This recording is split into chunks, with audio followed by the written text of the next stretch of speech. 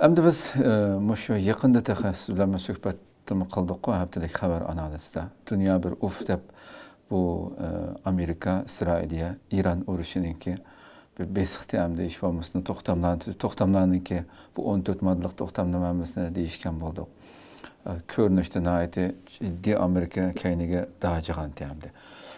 Uf deb hamda dunyo to'xtadi deb turgan vaqtimizda hamda bu suhbatda nihoyatda ig'ir ifodalarni ishlatib turam. İran hem İran demesenge müşavirimiz boğazda ötken iki kemiga hücum qildi deb nəhayət qattiq hücum qildi. Amerika qaytarma hücum qildi. Şu hücumni qilayotgan soatlarga o'tib kelgan bo'lsa kerak. İran rahbarlari uchun suhbat bir tarafdan davom qilayotgan bo'lsa-mu, buni lekin davomlashtirgan bo'lsa-mu, har ikkisi bir-birini ayıplab bayonotlarni beryotdi. Hem bular telveler, bular saranglar degandek nəhayət ig'ir ifodalarni ishlatdi. Asli bu kelishimni tugadi mening nazarimda u bu degandek. Bunda bu qattiq ifodalarni ishlatdi hamda. Sizcha hamda uf deb bu dunyo hamda to'xtaydigan bo'ldimi shu urush to'xtatish amalga oshdi, Amerika nurg'un to'lamlarni to'laydigan bo'ldi deb turgan vaqtida bu tuyuqsiz bu ishlar boshqacha o'zgarib ketgandek bir ko'rinishini ko'ryapmiz. Sizcha hamda oldimizdagi kunlarda yana çünkü Trump'ın sözlerine ait xatarli sözlerimi qildi hamda necha yerda ishlatdi buni. Boshqa yeni qaytadan bir hujum boshlanib ketish ehtimoli bormi sizcha? Her zaman bu. Yani ötkende siz bilen programda ben bir xülosa qilgandim. Yani jang tugdi, urush tugmadi deb. Yani vaqtincha bir jang bir-biriga o'q etishni to'xtatdi ama urushning o'zi tugmadi. Çünkü nişanga yoki arzu qilgan o menfaatga erishemedi her ikki taraf. Shunga davom qiladi deb degandim. Bugün deganda Trump dedi İran tarafdan sözlü şeyli deb. Shunga bu 60 günlük bir vaqtni kes qilgan tönügün. Xo'sh. O devam kılıyordu. Yani sözleşimiz, aranışımız, yani hal kılımız tekrar uruşunu vaktince to'xtatib qo'ydik deydi.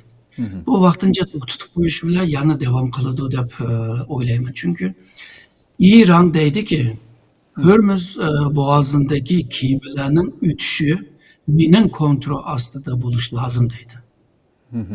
Amerika deydi hiçbir kema mayli qanday kema olsun bular Hormuz boğazdan ötüşte hiç kim müdahale yoki aralashmaydi deydi. Shunga o boğazdan ötken kemilar maxfiy qechib o'tyapti-chu. Amerika o aman taraf bor devlet. Onunki dengiz qiyidan maxfiy qechib o'tadi. Andan keyin taraf Amerika kontrol qilgan ekan, Amerikaning kontrol qilgan chiqish tarafda asan o'tib ketib bordi. Ama bazıları oturda kemi yoğun bolsa oturda meniş lazım değil ki. Çok kuramaz mı? Xo'sh. O yerga borgandan keyin bu nima İran mendan ruxsat olmadi deb ularni urib sağam ketdi. Amerika dedi men bunda demidimmi, sen nemishki bunda qilsa desa mening haqqim bor dedi. Haqqim bo'lsa mana deb 7. yillarning kechida 8. yillarning kechida urdi hamda Amerika. Xo'sh. Nima İran'a urvadıdı, qaytırvadıdı. Zaten kim neyini kanda urdu pek bilmeyimiz ama İran tarafta nurg'un adamlar o'lganligini ve yaralanganligini da'votadı. Yani Amerika'nınki eng chong nima derdi yoki arzusi İran'da şu yadro qurolni ishlab chiqaramaysa deydi. Yani yadro quroliga ruxsat bermayman deydi. Xo'sh. İran deydi sen bu ishni qilaversan men cho'qim buni ishlab chiqarman deydi. Onundan keyin bu İsrailmi İran'nınki yadro qurol ishlab chiqarishga qattiq qarshi ve bu chetdan Amerika hukumatiga besim ishiltyapti. Yani İsrailnimi Amerikada lobicilikmi kuchli hamda. Shunga Amerikaga boshqa chetdami besim ishiltilaydi. Shunga İran şu yadro qurolini men ishlab chiqarman deydigani bo'lsa, Amerika yana buni yani urup saladı dep oylayman.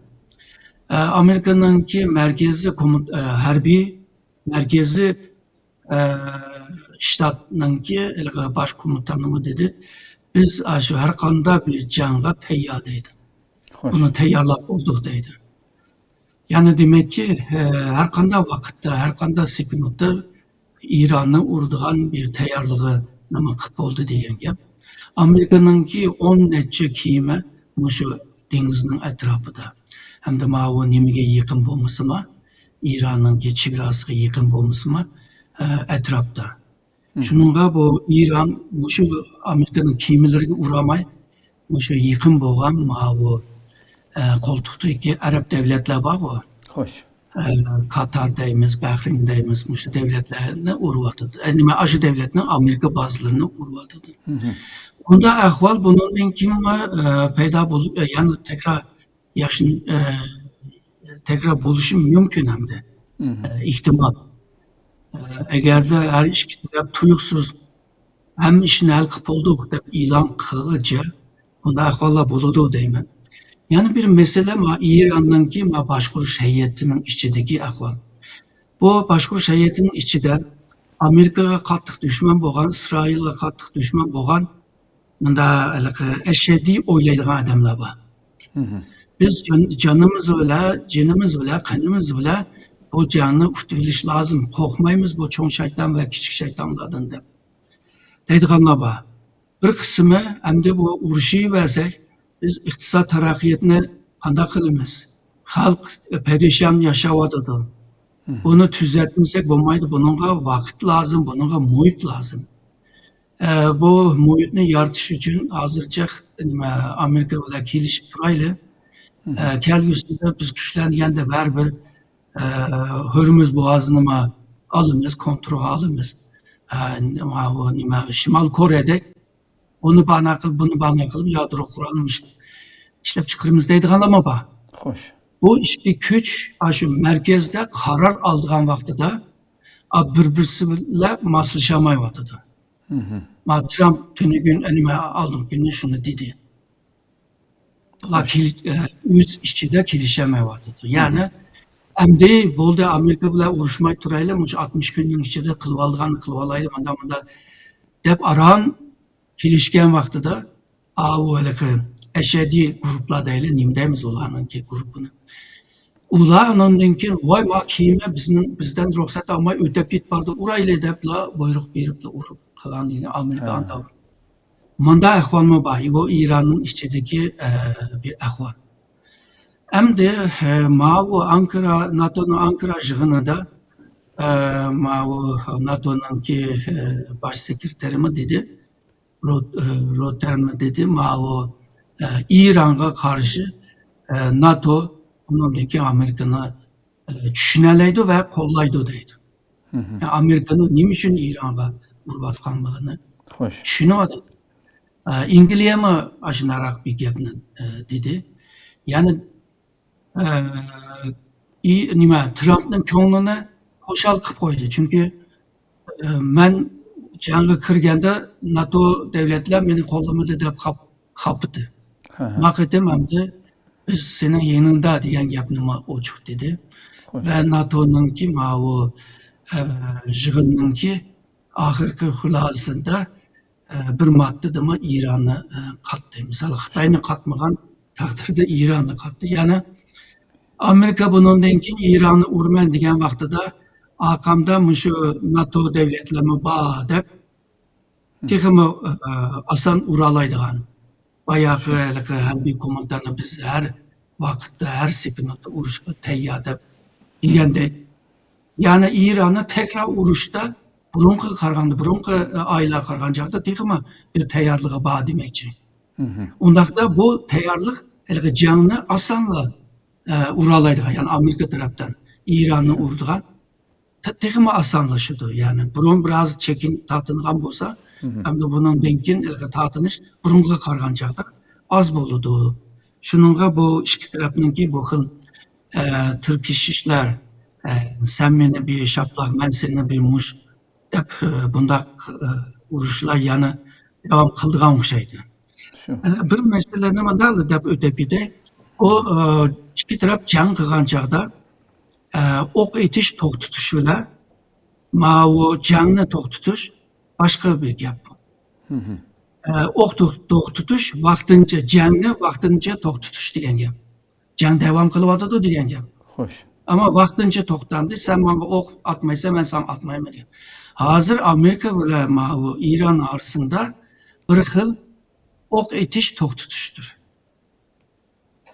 Jangni to'xtatish uchun 60 kunlik bir vaqt oldi u ash vaqtida. O 60 kun o'tgandan keyin ikki tarafninki oxirgi kelishimga bog'liq. Agarda 60 kundan keyin kelishamiz, jang yana davom qiladi degan gap. Misalga deyli, Amerika bilan Shimoliy Koreya hozir orasida hozirgacha jang tugmadi degan gap. Ularning orasidagi kelishim yolg'izla o'q atishni to'xtatish kelishimi. Xo'sh. Shuningga mundaq bir ahvol bo'lg'achqa Amerika tarafi bilan bu İran tarafi jang hemen to'xtab ketmaydi. Shu.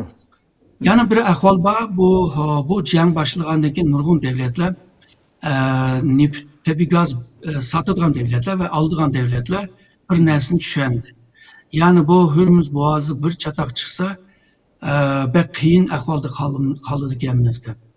Mana hozirgacha Japoniyaning 12 shu neft kemasi chiqamidi u nimada Hurmuz bo'g'ozida. Xo'sh. O nima Janubiy Koreyaningki 4 mu 5 mu kemasi o'tadi. Bunda davlatlar hamda atugin bu yo'lda emas, texmi xavfni tushunib turib, texmi boshqa bir yerda alayli deydigan ahvollar bo'lyapti. Yani birisi shu misalga Katar deymiz, Bahrain deymiz, bularninki Saudiya Arabiston deymiz. Bular neftni bu sharq tarafda abaqa degan bu bo'g'ozga, dengizga to'kib turib setish emas. O g'arb tarafga ilib, opirib, bu O'rta dengizga opirib setish yo'llarni echyapti. Hozir bu nima deymiz, cho'ng mashinalar bor, onlarni to'shaydigan. Ashunaqalar boshlab bo'ldi buni. Bu boshqa bir yo'l echildi degan gap hamda. Shu. Yani bir ahvol bor, balki sizlar diqqat qilgansizlar. Budaqa jang bundan evvelki bir arasındaki urush vaqtida neftninki o'sishi bek cho'ng bo'lmadi. Marketingi bek yuksak bo'lmadi, yuqori bo'lmadi. Xo'sh. Hamda jangni o'q etishni to'xtatdik degan hammatlar 60 necha dollarga tushyapti, 100 necha dollardan. Demek ki hozirgi bu Hurmuz bo'g'ozininki bu krizisi bu energiya bozorini cho'nqur yoki keng ko'lamda manfiy ta'sir yetkazolmaydigan bir ahvolmi paydo bo'lyapti. Undaqda İranning Hurmuz bo'g'ozi bilan xalqlarni ma'qul qilg'izman deyishininki kozur oynashma acizlavadı degan gap. Xo'sh, xo'sh. Bunga oldimizdagi yillarda hozirgi men degan ahvollar texmi ro'shan bo'lishi mumkin. Ya'ni boshqa yo'llarni tepib energiya oladigan, energiya sotadigan yo'llar izlanib tepilyapti. Bo'lib qolsa Hurmuz bo'g'ozininki ahamiyati bakma cho'ng bo'lmaydi. Misalga Hurmuz bo'g'ozi nimaga Turkiyaga yaqin. Ama Türkiye kimleri u yerda o'tmaydi. Çünkü o quruqlikdan ilyapti. Yani bütün devletlerine ta'sir yetkazdi emas, tuyuqsiz bunda bo'lib qolg'achqa Hurmuz bo'g'ozida yashangan krizsiz, tuyuqsiz bo'lg'achqa hammasi gangrab qolgan gap. Bundan keyin shu alternativ deymiz-ku, boshqa bir xil yo'lni izlaydi. Bu vaqtida bu Hurmuz bo'g'ozining ahamiyati bo'lmagan vaqtida Trump veya Trump o'xshaydigan kuchlar qo'rqmay uralaydi hamda. Çünkü urib qo'ysa, hamma nimaninki bahsi o'sib ketgandan keyin Shu. keyniga chekindi u. Bundan keyin chiqma ta'sir yetkazmaydigan holda texmi uralaydigan bir ahvol bo'lib qolishi mumkin. Shuningga bu kısa bir vaktin içinde tügmeydiğen okşaydı bu İran'ın meselesi. Hoş.